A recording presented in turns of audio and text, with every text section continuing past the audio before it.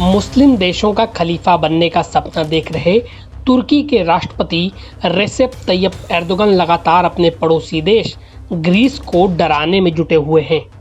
तुर्की तेजी से अपनी ड्रोन सेना तैयार कर रहा है और इस खतरे को देखते हुए ग्रीस ने भी कमर कस ली है।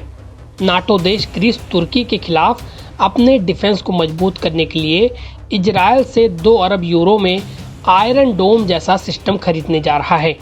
तुर्की और ग्रीस के बीच में दशकों से दुश्मनी रही है और हाल के दिनों में दोनों के बीच रिश्तों को सुधारने की कोशिश हुई है, लेकिन एथेंस को खलीफा एर्दोगन के ऊपर बिल्कुल भी भरोसा नहीं हो रहा। इसी वजह से ग्रीस ने इजरायल के साथ एंटी एयरक्राफ्ट और मिसाइल डिफेंस के लिए बातचीत शुरू की है। इजरायली मीडिया की रिपोर्ट के मुताबिक ये डिफेंस सिस्टम इजरायल के आयरन डोम और अन्य सिस्टम की नकल होगा, जो कम दूरी और लंबी दूरी दोनों ही मिसाइलों को हवा में मार गिराने की ताकत रखता है। इजरायल के इन सिस्टम ने हाल ही में गाजा से लेकर लेबनान तक में हमास और हिजबुल्लाह के हमलों को विफल करने में काफ़ी हद तक कामयाबी हासिल की है। यही नहीं, ईरानी मिसाइल हमले के दौरान भी इजरायल के इन सिस्टम ने शानदार प्रदर्शन किया। इसी वजह से ग्रीस अब इसे इजरायल से खरीदना चाहता है। ग्रीस के रक्षा मंत्री निकोस डेनडियास के बंद कमरे में जानकारी देने के बाद इससे जुड़े एक सूत्र ने कहा, योजना यह है कि एक मल्टी लेयर एंटी एयरक्राफ्ट और एंटी ड्रोन सिस्टम बनाने का है।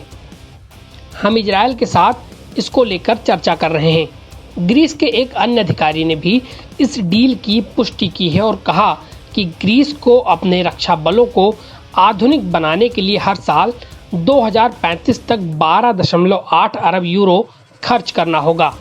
ये इजरायली डिफेंस सिस्टम ग्रीस के अगले 10 साल के सैन्य खरीद का हिस्सा है। तुर्की की हर चाल को मात देने के लिए ग्रीस अमेरिका से 40 F-35 फाइटर जेट और किलर ड्रोन भी खरीद रहा है। F-35 फाइटर जेट 5वीं पीढ़ी का अमेरिका का सबसे आधुनिक फाइटर जेट है। यह अभी तक तुर्की के पास भी नहीं है। इसके अलावा ग्रीस 4 बेलहारा युद्धपोत भी खरीद रहा है। ग्रीस फ्रांस से अब राफेल फाइटर जेट भी लेने की तैयारी में है। ग्रीस के रक्षा मंत्री ने कहा, हमारा प्रयास है कि अपने सशस्त्र बलों को 21वीं सदी के लिहाज से तैयार करें। ग्रीस अभी अमेरिका का पैट्रियट और रूस का S-300 एयर डिफेंस सिस्टम अपनी हवाई क्षेत्र की रक्षा के लिए इस्तेमाल करता है। तुर्की और ग्रीस के बीच समुद्री सीमा विवाद, ऊर्जा स्रोतों और हवाई क्षेत्र को लेकर भूमध्य सागर में तनाव चल रहा है। NBT ऑनलाइन की रिपोर्ट।